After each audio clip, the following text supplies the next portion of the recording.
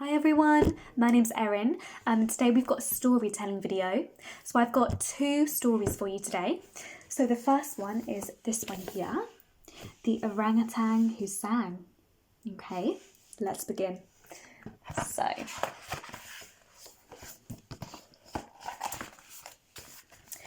look up to the sky, gaze into the blue.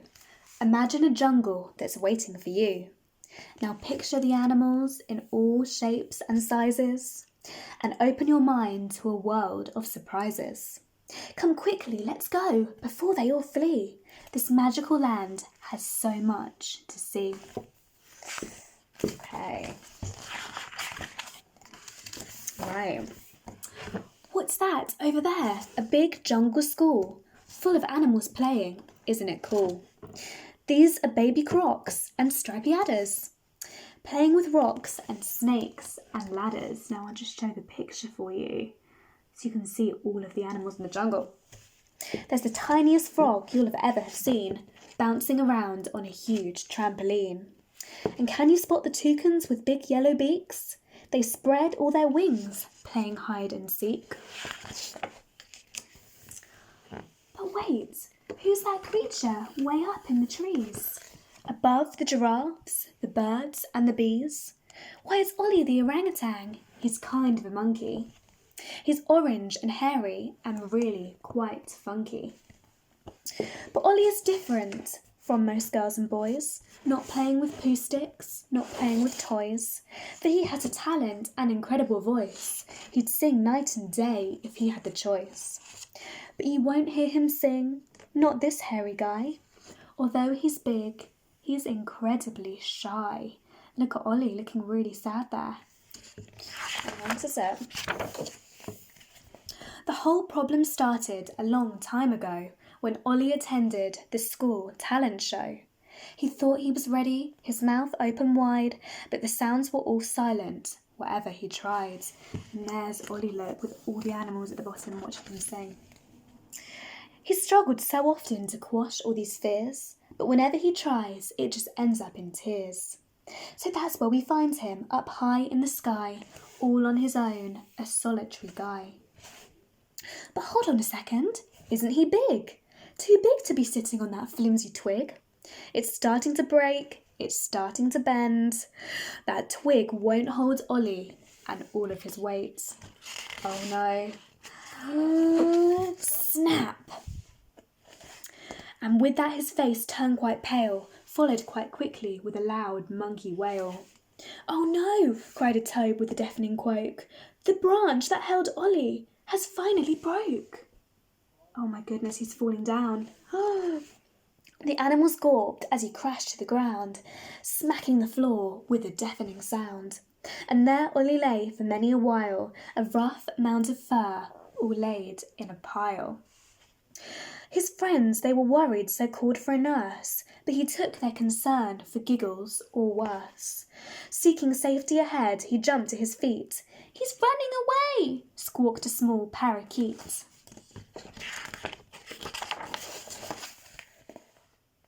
Here we go.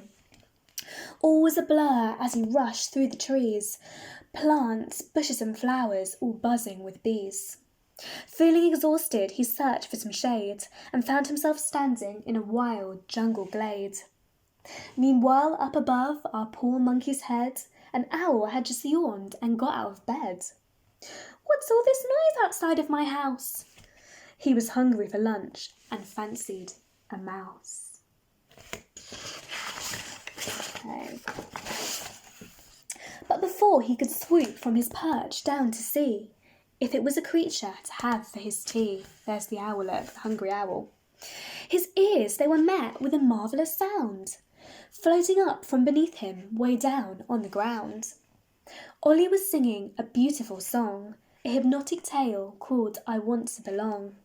The owl swooped and swooned to the wonderful rhyme, his wings just like the jungle drums, beating in time. What a tune! Screeched the owl, laughing and cheering, as he flew further down to the small jungle clearing. The places I've flown and the things that I've seen, I have never heard a song so serene. But Ollie was frightened, fearing the worst.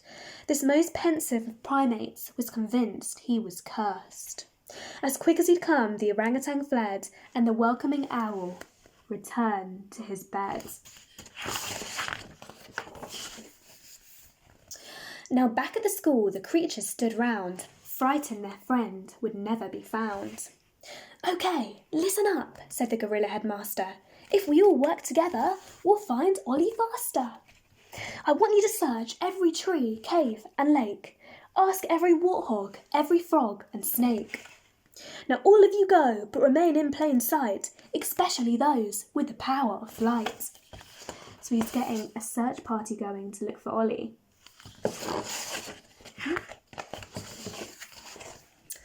Not far from his friends, Ollie came to a rest, sat by a river, heart pounding in his chest. Sitting and wondering what the others had said. "I know," he thought, "a song might clear my head." Out of the river rose a pair of big eyes. They were using the reeds as a clever disguise. The largest of crocs was sat waiting for lunch, hoping for something that had a good crunch. Yet right at that moment, Ollie started to rhyme. Was this his last action before the croc's crime? Dreaming of nibbling a fine monkey toe, the sound made Croc stop, and she swayed to and fro. She's dancing, look at her. Now you'll have to wait a very long while till you come across a jive crocodile. But that's what was happening to this crazy croc. She was out of the water and ready to rock. Look at that.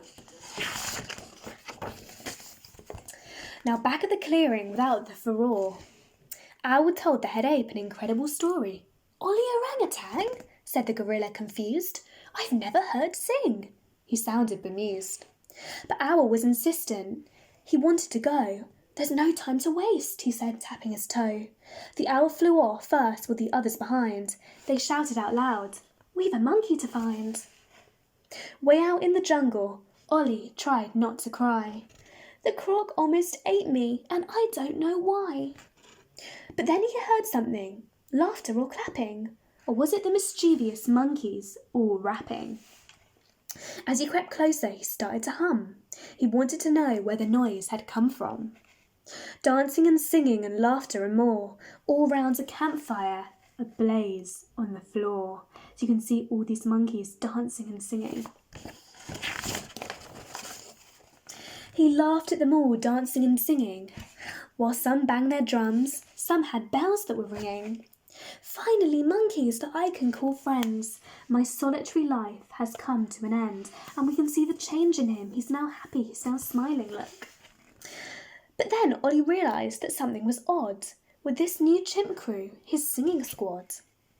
Where are these animals' tails and their claws? Soft, furry noses and warm, padded paws. They're humans, not monkeys. "Oh golly, oh geez." Our monkey then smiled and dropped to his knees. For Ollie was now no longer in doubt. It was finally time for his rhymes to come out. Our orange orangutan called out to the group, "Do you mind if I join in your musical troupe?" The scouts gathered round our happy ape friends, and Ollie sang songs he'd previously penned. So look, he's made some friends and they're all dancing around a campfire. Then all of a sudden, with tunes on the breeze, the gorilla headmaster emerged from the trees. "Quick, quick, everybody, just look who we found. I can't believe Ollie was making that sound." And all the school animals then came into view. And as soon as he saw them, well, Ollie just knew. The singing and rhyming could make his friends grin. It was time for the whole group to come and join in. And if we just look at those animals, we've got a zebra, a giraffe, hippo, lion, owl, crocodile, rabbit, a snake, all of them. The chimps, they were banging and making a scene. Jumping and leaping, they smashed tambourines. The gorilla headmaster, he clearly knows how to get the best sound from a set of bongos. Look at him there, look. The earth, it vibrated and started to quake, Well, that's what you get from a drum-playing snake. The children and animals sang all through the night to Ollie's excitement, joy and delight. So farewell, young Ollie. So sing with your gang.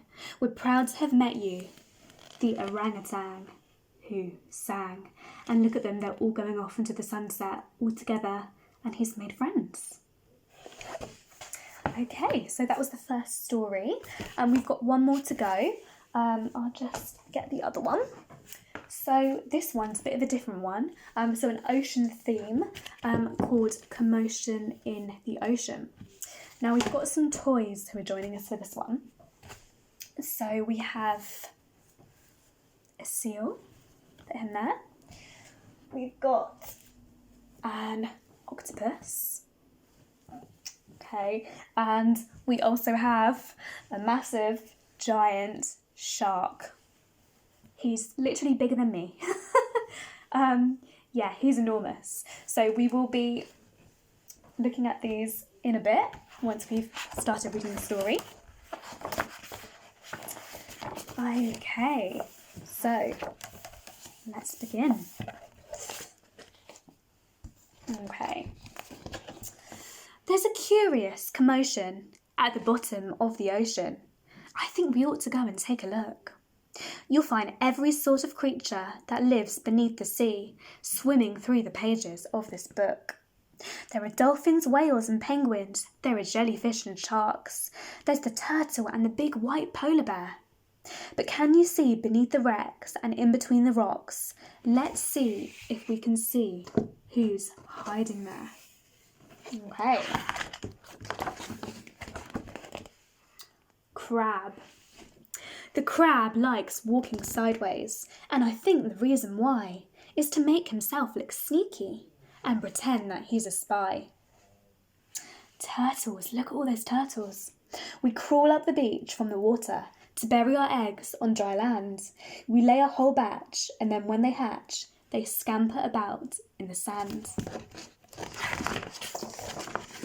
Ooh, wow, dolphins. Look at all these. The wonderful thing about dolphins is hearing them trying to speak, but it's not, how do you do? Like I'd say to you. It's more of a click, whistle, squeak. The angelfish then. Look at her there. Hello, I'm the angelfish, darling. The prettiest thing in the sea. What a shame that no other creatures are as gorgeous and lovely as me. Oh, bit arrogant, isn't she? So the jellyfish, up here. The jellyfish just loves to jiggle, which other fish think is quite dumb. She knows that it's not all that useful, but jigging is very good fun. Oh my goodness, I think we know what this is, don't we? The shark. I swim with a grin to greet you. See how my jaws open wide. Why don't you come a bit closer? Please take a good look inside. We don't want to do that, do we? So this is our toy shark. We can see he's got a massive set of gnashes. I'll just show you. Okay. What have you got next then? The swordfish. I love to chase after small fishes. It stops me from getting too bored. And then when I start feeling hungry, I skewer a few on my sword. So he's got a massive long nose there. The octopus. Having 8 arms can be useful. You may think it looks a bit funny, but it helps me to hold all my children and tickle each one on the tummy. So you've got her and then you've got her tickling her 2 children there, look. Her 3 children, her 4 children. Keep finding other octopuses. Stingray. At the bottom of the ocean, the stingray flaps his wings. But don't you get too close to him. His tail really stings. Lobster. Never shake hands with a lobster. It isn't a wise thing to do. With a clippity-clap and a snippity-snap, he would snip all your fingers in two. Gosh, you wouldn't want to get too close to these pincers, would you? Ooh, just show you a picture on this page. The deep sea. Miles below the surface, where the water's dark and deep, live the most amazing creatures that you could ever meet. There are fish of all descriptions, of every shape and size. Some have giant pointy teeth and great big bulbous eyes. Some of them can walk around and balance on their fins, but the strangest fish of all have glowing whiskers on their chins. I think that might be this one here. Oh, gosh, he's strange, isn't he? The blue whale. There's no other beast on the planet as big as the giant blue whale. He measures a massive 100 feet long, from his head to the tip of his tail. Wow. Gosh. Okay. Walruses. Look at their massive fangs. Look at that. Our bodies are covered with blubber, and our tusks are incredibly long. We're grumpy and proud, and we bellow out loud to show that we're mighty and strong. Who have we got next? Penguins!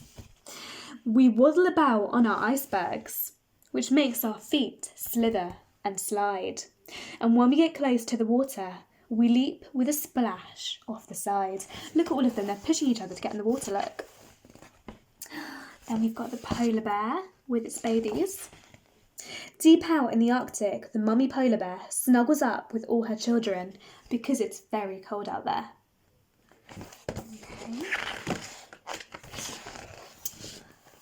Okay then. What a lot of creatures we have beneath the sea. What a lot of funny things they do. Some of them might lick their lips and eat you in one bite. I think we know who that is. And some might want to swim around with you. The dolphin's very friendly and the lobster's very fierce. But the shark is the most dangerous by far. Can you name the other friends we've made along the way? See if you can tell me who they are. So I'm just going to hold up that picture there and I'll point to them and you can try and guess which ones they are, try and remember. So who's this we've got down here? And who's this? And this? And the little one up there? And this? Oh, who's this hiding down here? And what about this one as well? And then we've got some fish. See if you can remember what this is. Excellent, well done. And we've got some little ones at the bottom there as well. Brilliant. I'll just show you the last page. Lots of bubbles. Amazing. Excellent, well done. So it's goodbye from me, the seal and the octopus. I hope to see you all soon. I hope you enjoyed the stories. Bye guys.